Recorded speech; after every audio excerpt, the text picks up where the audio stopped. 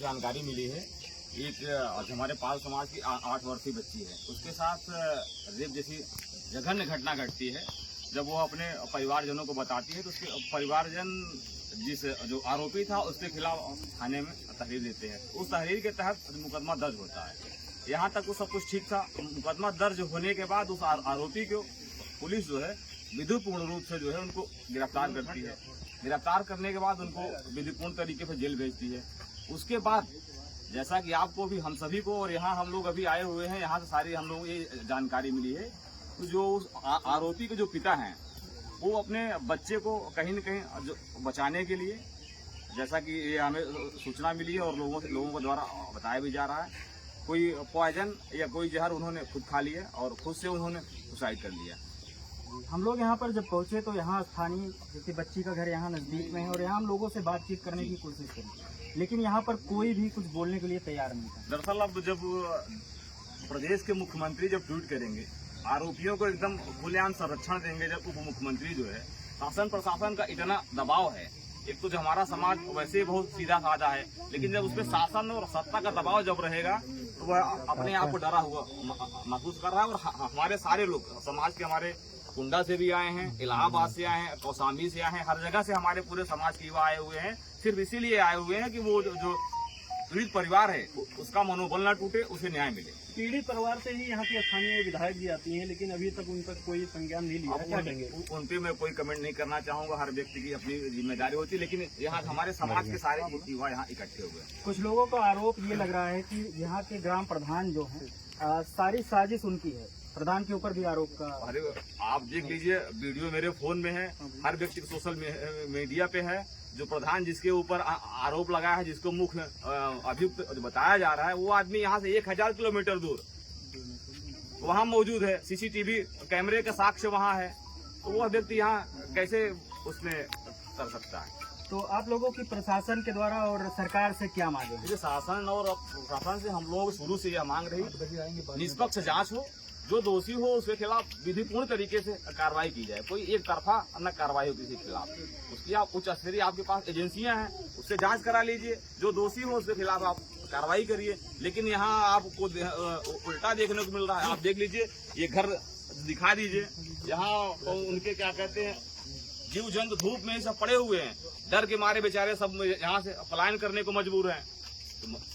ब्रजेश पाठक के द्वारा जो कार्रवाई करी गई, उससे आप लोगों के ऊपर भी दबाव बनाया जा रहा है। एकदम पूरा दबाव है।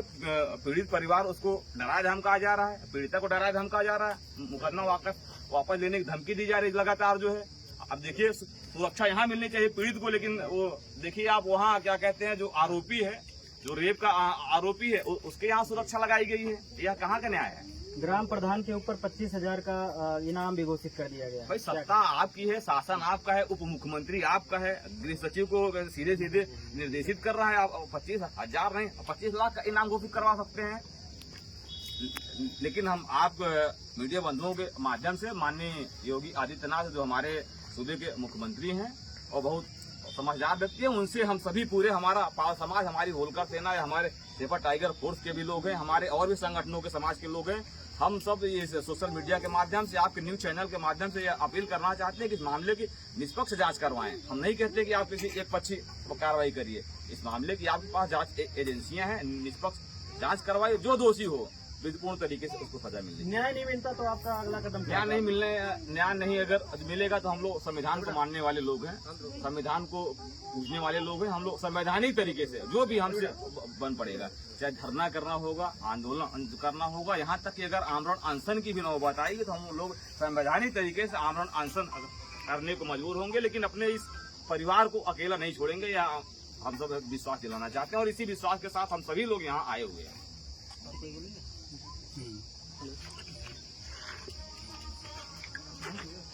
सर, जो प्रकरण घटा है उस पर आपकी क्या राय है सर? जिस तरह यहाँ पर देखने को मिला कि लोग डरे हुए हैं, कुछ बोल नहीं पा रहे हैं लोग। देखिए, तो बहुत सारी बातें विवेक ने बता ही दिया है। ये सच है कि अगर आज कानून का राज होता है तो घटना तो 28 तारीख की है, FIR 28 तारीख हुआ, उसका वीडियो लीगल वगैरह हो गया, सब कुछ हो गया है।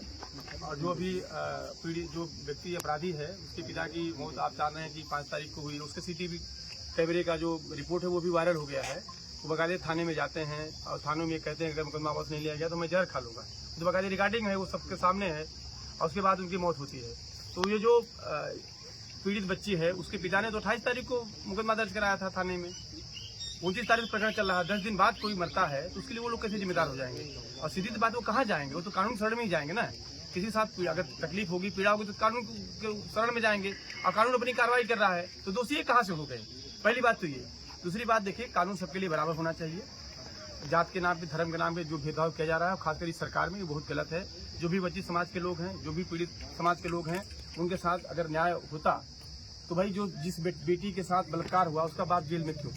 सरकार को जवाब देना चाहिए ना कि जो जिसके साथ बलात्कार हुआ, क्या बलात्कार हो गया होता और वो चुपचाप रहते तो ठीक रहता चीज। यानी वो कानून के शरण में अगर जा रहे हैं तो सजा, इसकी सजा उनको मिलेगी क्या? डॉक्टर अम्बेडकर साहब ने संविधान इसलिए बनाया था क्या? संविधान इसलिए बनाया था कि सब संविधान सब बराबर हैं। अगर किसी के साथ कोई जुल्म जाति करेगा तो कानून के शरण में जाएगा न्याय मांगने। अगर वो क्या न्याय मांगना गुनाह है, इसकी बात सजा दी जा रही है उनको।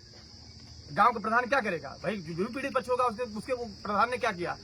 जो भी बलात्कारी था उसको तो मारा पीटा नहीं ना, वो तो जा कानून शरण में गया, कानून से कानूनी कार्रवाई की मांग किया, कानून अपनी कार्रवाई किया भी, तो लोग दोषी कहाँ हैं? यानी गजब हो गया कि भाई वो जुल्म भी करें, वो कत्ल भी करते तो चर्चा नहीं होता, हम आप भी बढ़ते हो जाते हैं बदनाम। मैंने आप जुल्म भी करिए, आप जाति भी करिए, हमारे लोगों को जेल भेजिए, यही है क्या? ये होगी राज है? क्या लगता है कि जिस तरीके से आज सत्ता में बीजेपी है, बेटी पढ़ाओ बेटी बचाओ का नारा स्लोगन देने का काम करती है, लेकिन आए दिन छोटी बच्चियों से लेके लगातार बलात्कार होने का ये कार्यक्रम सिलसिला जारी है। वो तो बीजेपी ने नारा दिया था, जनता ने एक नारा दिया, बीजेपी वालों से बेटी बचाओ। ये जनता का नारा है, बीजेपी वालों से बेटी को बचाओ। तो सीधी बात है कि आपको अपनी बेटियों को बचाना होगा इन बीजेपी वालों से। दूसरा, अगर हमारे साथ कोई जाति होती है तो हम कानून शरण में जाएंगे तो उल्टा हमें जेल जाना होगा। ऐसी स्थिति में एक बहुत साफ सी बात है, बहुत सारी बातें यहाँ आ चुकी है। मैं इतना ही कहना चाहूंगा कि आदरणीय योगी जी हिटलर भी नहीं रहा, मुसोलिनी भी नहीं रहा, और माफ करिएगा आप भी नहीं रहिएगा। ये लोकतंत्र है, लोकतंत्र में सब कुछ चीजें जनता से चलती हैं और जनता अगर ये तय कर लेगी क्या सही है क्या गलत है तो माफ करिएगा कल सरकार में आप नहीं रहिएगा, आपका क्या होगा ये सोचिए आप। इससे ज्यादा हम कुछ नहीं कहेंगे। अगर इसी तरह सब कुछ होता रहा, जाति के नाम पे, धर्म के नाम पे, जाति कहाँ थी? 5 तारीख तक जाति कहाँ थी? एक व्यक्ति के साथ बलात्कार हुआ, जिस व्यक्ति ने बलात्कार किया उसको सजा हो रही थी, तो तब तक जाति नहीं आई थी। अचानक 5 तारीख को कहां से जाति आ गई? और कई अन्य दल के लोग भी यहाँ के जाति टेक लगाकर अपनी बात कहने चले आए या कह रहे हैं।